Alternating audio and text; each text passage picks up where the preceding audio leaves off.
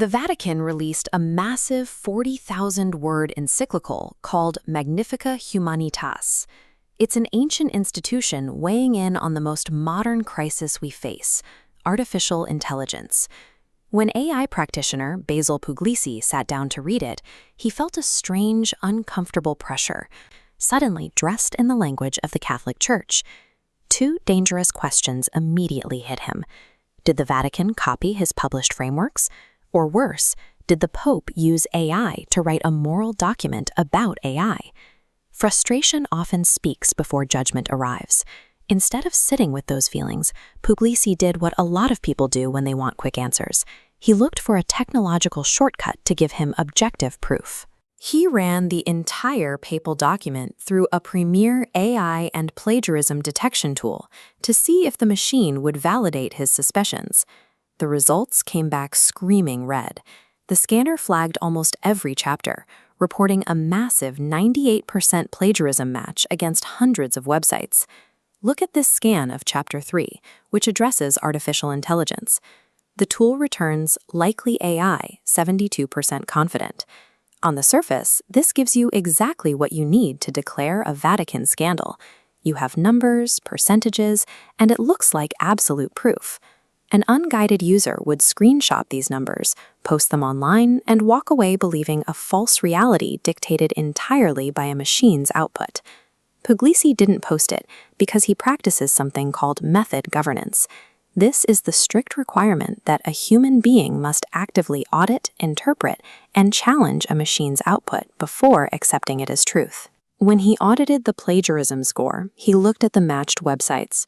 They were blogs, forum threads, and social media posts that copied the encyclical after its release. The tool found real textual overlap, but it read the flow of time backwards. The internet copied the Pope, not the other way around. The 72% AI score failed for a similar reason. Chapter 3 triggered the detector because it uses the exact vocabulary and sentence structures found in AI training data, simply because the chapter is about artificial intelligence systems. This exposes a well-documented flaw in these tools: the punishment for competence. Clear, highly structured academic writing resembles the statistical profile that detectors are trained to catch. Writing well actually makes a human author look like a machine. The scanner didn't prove the Pope cheated. It proved that automated detection tools are functionally useless and often dangerously misleading, without a governed human to interpret the context. Once the false suspicion was stripped away, Puglisi sat down and actually read the text. That is when the true message of the encyclical emerged. He realized that the Vatican and a secular tech worker hadn't copied each other. Instead, two entirely different architectures, ancient theology and modern tech governance, were evaluating the exact same technological crisis and colliding at the exact same conclusion. The Pope frames his warning through theology. He contrasts the Tower of Babel, where technology dominates and dehumanizes, with the shared communal responsibility of rebuilding Jerusalem. Puglisi frames the same warning through a secular operational system called checkpoint-based governance. This is a structure that demands a named human oversee every node where an AI makes a decision. Despite speaking different languages, they reached the same undeniable truth: accountability can never rest with an automated machine. It must always rest with a named human holding binding authority. This convergence reveals a much deeper crisis. Right now, every major institution in the world is correctly diagnosing the dangers of AI and issuing moral warnings. But there is a massive operational gap. While institutions write high-level principles, everyday workers and families are left waiting for practical blueprints on how to use these tools safely tomorrow morning. The solution to that gap is augmented intelligence.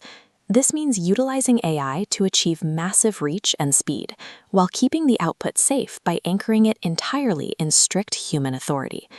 To prove how necessary that human element is, look at this chart tracking Puglisi's own article about the encyclical. When he ran his final draft through the AI scanner, the machine flagged version 14 as 100% AI generated. Why? Because version 14 is where he injected dozens of personal edits, lived frustrations, and memories of his children. The machine inherently punished human emotion and complexity, proving that the tool's judgment is flawed. The human method is what actually matters. we can apply that human method right now, moving from abstract global governance to the most immediate operational solution available, the family. Puglisi actively teaches his 17-year-old son to govern AI. Instead of just accepting a chatbot's first answer, he has him run competing models against each other to expose their inherent biases and catch mistakes through disagreement. With his 12-year-old, he uses AI to collaboratively build software applications. The tool acts as an educational accelerator, allowing them to learn coding together, rather than acting as a replacement for the child's own thinking. This is the difference between passively weighing for government regulation and actively exercising parental authority over technology on a daily basis. We do not have to wait for institutions to save us. Through governed action, personal accountability, and human authority, we can start living inside a hopeful technological future today.